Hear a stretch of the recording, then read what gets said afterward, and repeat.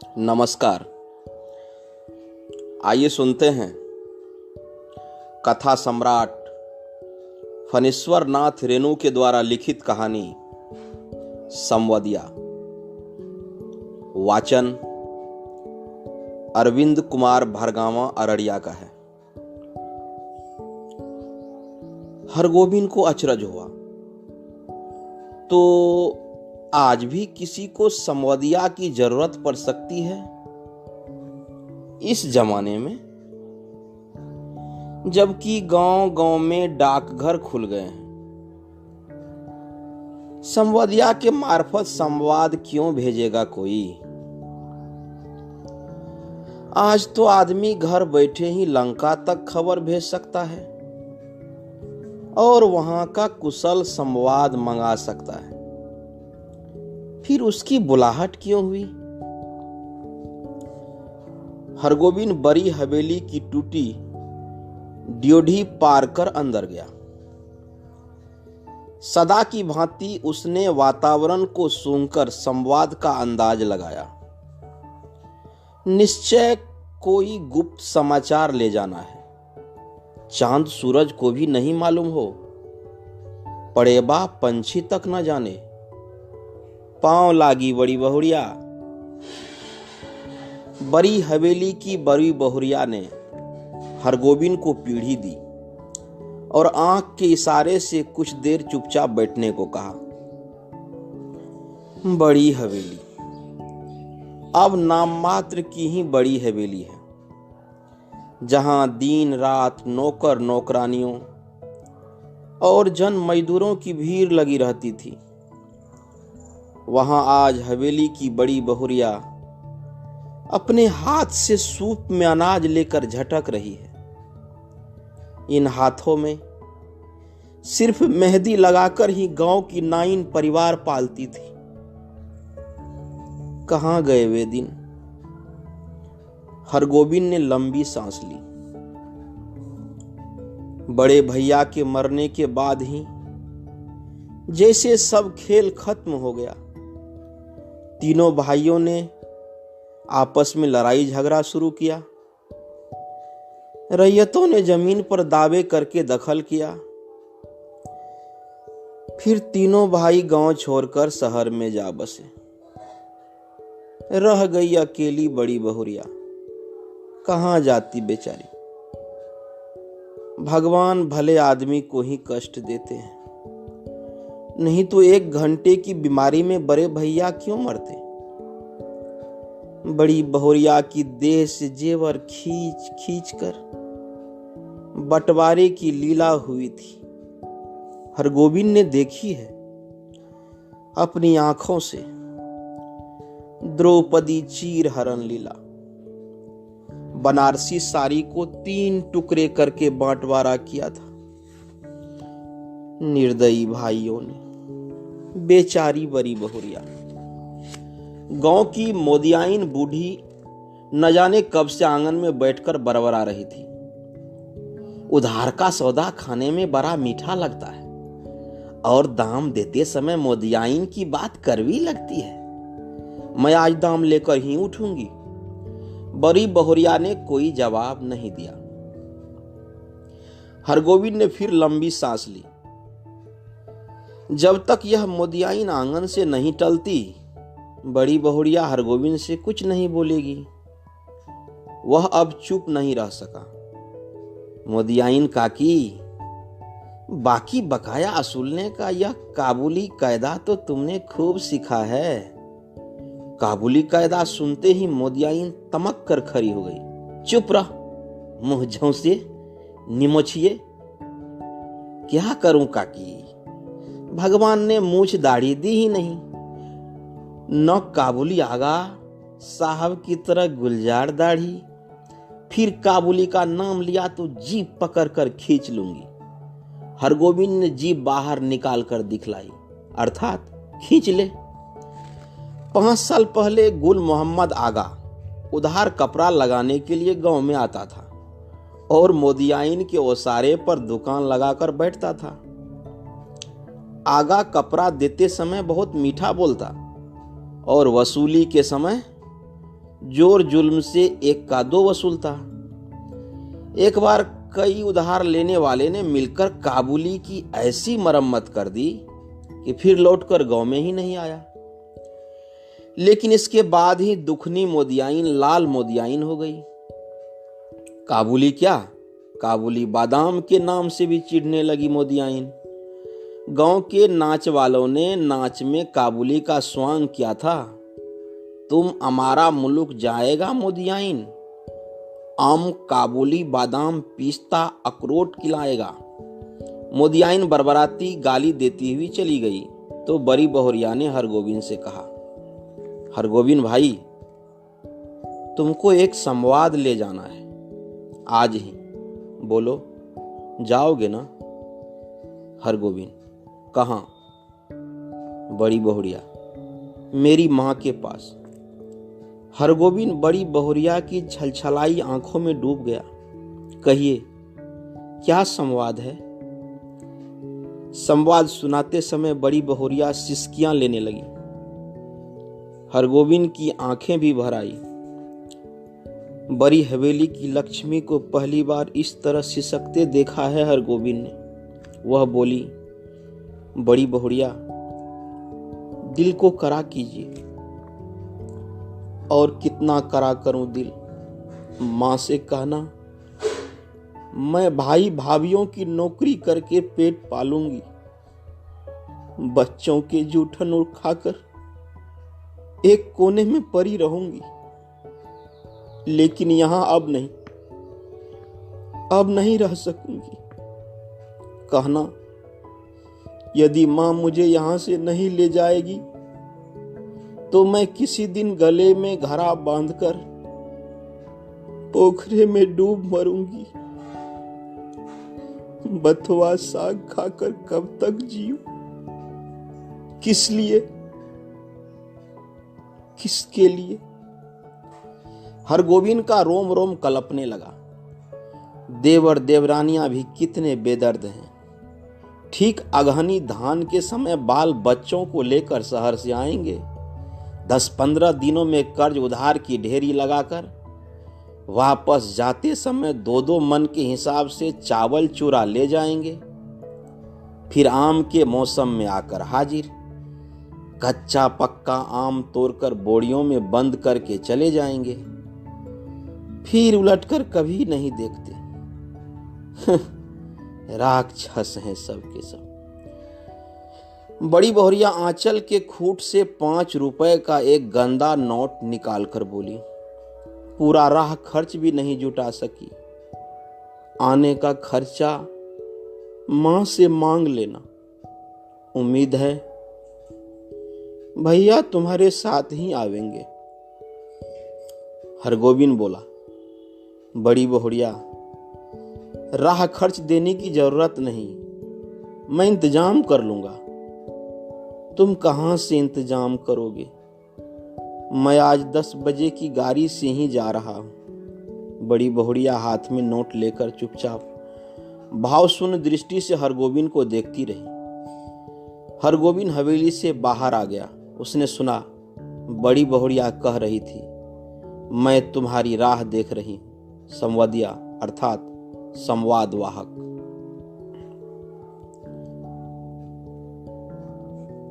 इस कहानी की अगली कड़ी दूसरे भाग में।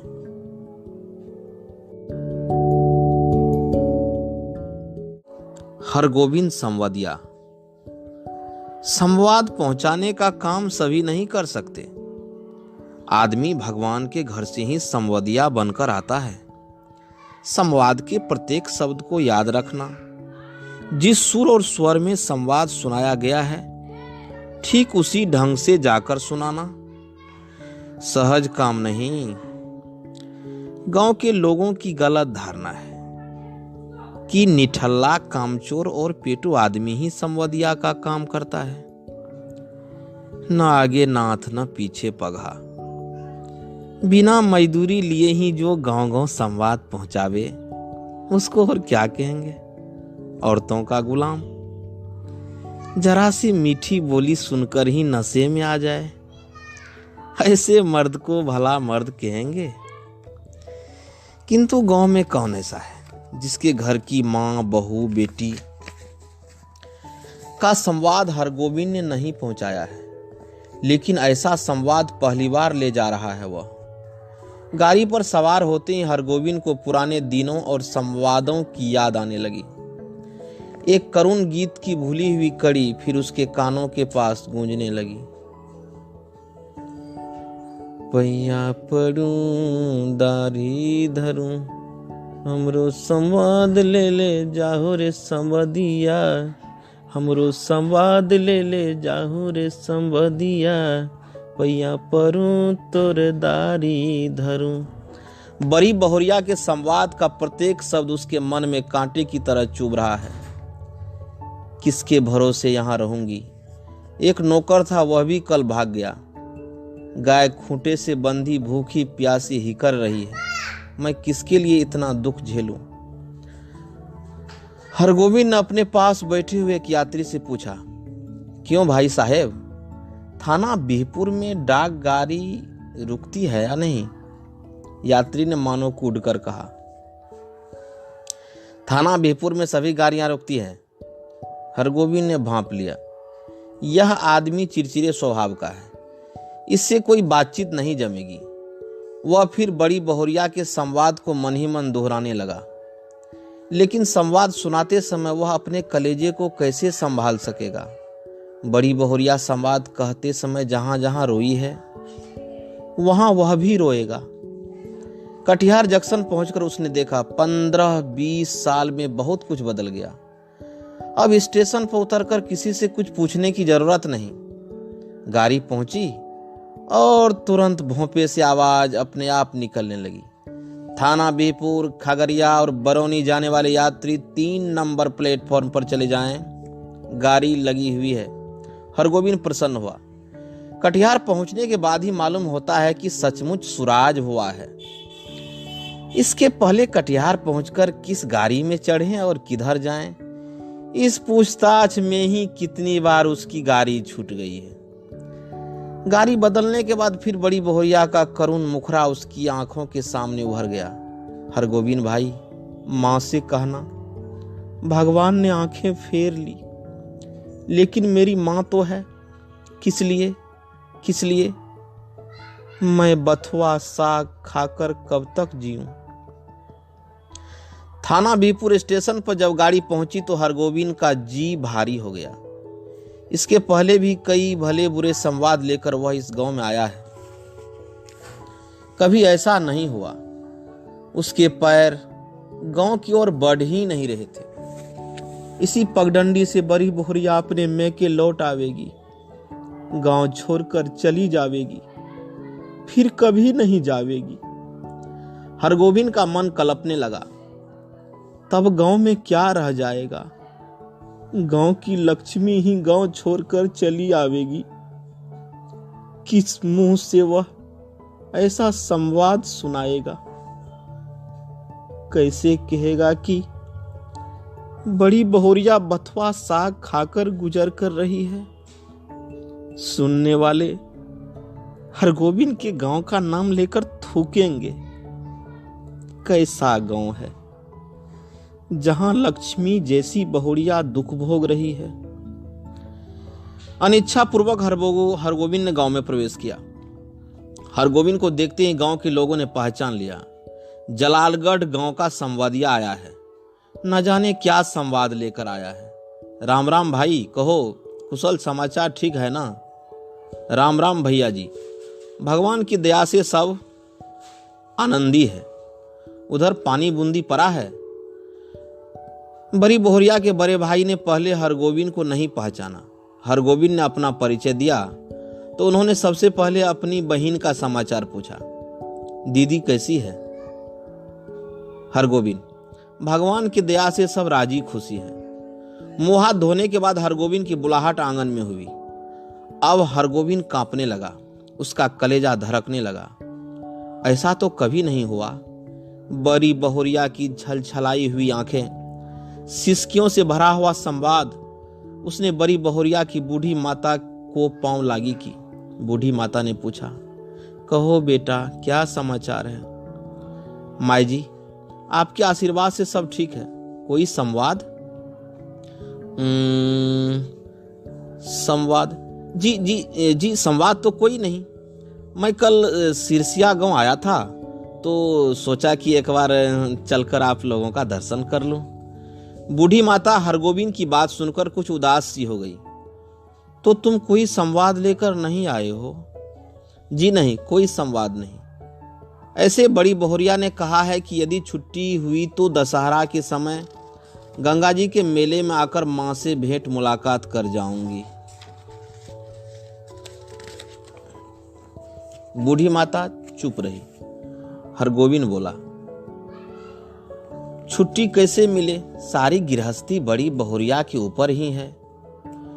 बूढ़ी माता बोली, मैं तो बबुआ से कह रही थी कि जाकर दीदी को लिवा लाओ, यहीं रहेगी। वहां अब क्या रह गया है? जमीन जायदाद तो सब चली ही गई। तीनों देवर अब शहर में जाकर बस गए। कोई खोज खबर भी नहीं लेते। मेरी बेटी अकेली। नहीं माई जी, जमीन जायदाद अभी भी कुछ कम नहीं, जो है वही बहुत है। टूट भी गई है तो आखिर बड़ी हवेली है, स्वांग नहीं है। यह बात ठीक है, मगर बड़ी बहुरिया का तो सारा गांव ही परिवार है। हमारे गांव की लक्ष्मी है बड़ी बहुरिया। गांव की लक्ष्मी गांव को छोड़कर बाहर कैसे जाएगी? यूं देवर लोग हर बार आकर ले जाने की जिद करते हैं। बूढ़ी माता ने अपने हाथ हरगोविंद को जलपान लाकर दिया। पहले थोड़ा जलपान कर लो बबुआ।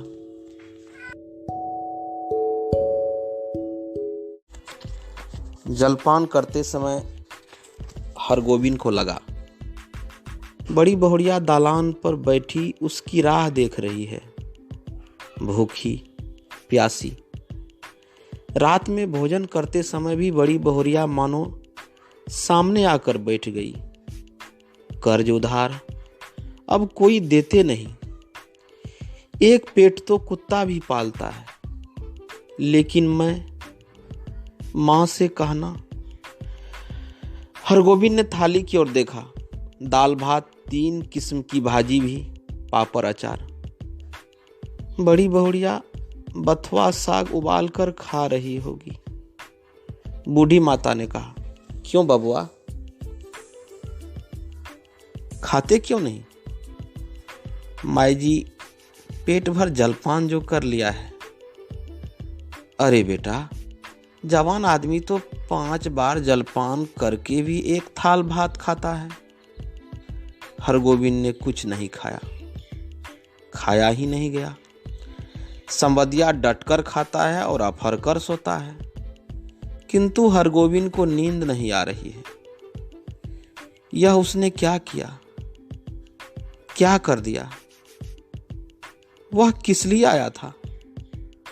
वह झूठ क्यों बोला? नहीं नहीं नहीं, सुबह उठते ही वह बूढ़ी माता को बड़ी बहुरिया की सही संवाद सुना देगा, अक्षर अक्षर।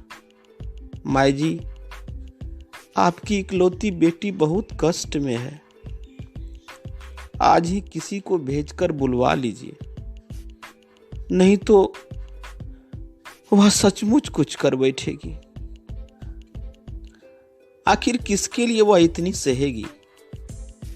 बड़ी बहुरिया ने कहा है, भाभी के बच्चों के जूठन खाकर वह एक कोने में पड़ी रहेगी। रात भर हरगोविंद को नींद नहीं आई। आंखों के सामने बड़ी बहुरिया बैठी सिसकती आंसू पोंछती। सुबह उठकर उसने दिल को करा किया। वह संवदिया है, उसका काम है सही सही संवाद पहुंचाना। वह बड़ी बहुरिया का संवाद सुनाने के लिए बूढ़ी माता के पास जा बैठा। बूढ़ी माता ने पूछा, क्या है बबुआ, कुछ कहोगे? माई जी, मुझे इसी गाड़ी से वापस जाना होगा, कई दिन हो गए। अरे इतनी जल्दी क्या है, 1 आध दिन रहकर मेहमानी कर लो। नहीं माई जी, इस बार आज्ञा दीजिए। दशहरा में मैं भी बड़ी बहुरिया के साथ आऊंगा। तब डटकर 15 दिनों तक मेहमानी करूंगा। बूढ़ी माता बोली, ऐसी जल्दी थी तो आए ही क्यों? सोचा था बिटिया के लिए दही चूरा भेजूंगी। सो दही तो नहीं हो सकेगा आज, थोड़ा चूरा है बासमती धान का, लेते जाओ। चूरा की पोटली बगल में लेकर हरगोविंद आंगन से निकला तो बड़ी बहुरिया के बड़े भाई ने पूछा, क्यों भाई, राह खर्च है तो? हरगोविंद बोला, भैया जी, आपकी दुआ से किसी बात की कमी नहीं। स्टेशन पहुंचकर हरगोविंद ने हिसाब किया। उसके पास जितने पैसे हैं उससे कटिहार तक टिकट ही वह खरीद सकेगा, और यदि चौवन्नी नकली साबित हुई तो सेमापुर तक ही। बिना टिकट के वह एक स्टेशन भी नहीं जा सकेगा। डर के मारे उसकी देह का आधा खून सूख जाएगा। गाड़ी में बैठते हैं उसकी हालत अजीब हो गई। वह कहाँ आया था, क्या करके जा रहा है? बड़ी बहुरिया को क्या जवाब देगा? यदि गाड़ी में निर्गुण गाने वाला सूरदास नहीं आता तो न जाने उसकी क्या हालत होती। सूरदास के गीतों को सुनकर उसका जी स्थिर हुआ। किया हो रामा, नहरा को सुख सपन भयो, अब देश पिया को डोलिया चली। किया हो रामा, नहरा को सुख सपन भयो, अब देश पिया की डोलिया चली। भाई रोवो मती, यही बा कर्म की गति, भाई रोवो मती। सूरदास चला गया तो उसके मन में बैठी हुई बड़ी बहुरिया फिर रोने लगी। किसके लिए इतना दुख सहूं? 5 बजे भोर में वह कटिहार स्टेशन पहुंचा। भोंपे से आवाज आ रही थी, बैरगाछी, कुसियार और जलालगढ़ जाने वाले यात्री 1 नंबर प्लेटफॉर्म पर चले जाएं। हरगोविंद को जलालगढ़ जाना है, किंतु वह 1 नंबर प्लेटफॉर्म पर कैसे जाएगा? उसके पास तो कटिहार तक का ही टिकट है। जलालगढ़ 20 कोस। बड़ी बहुरिया राह देख रही होगी। 20 कोस की मंजिल भी कोई दूर की मंजिल है? वह पैदल ही जाएगा।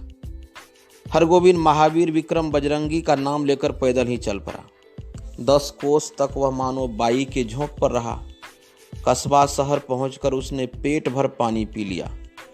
पोटली में नाक लगाकर उसने सूंघा, आहा, बासमती धान का चूड़ा है, माँ की सौगात।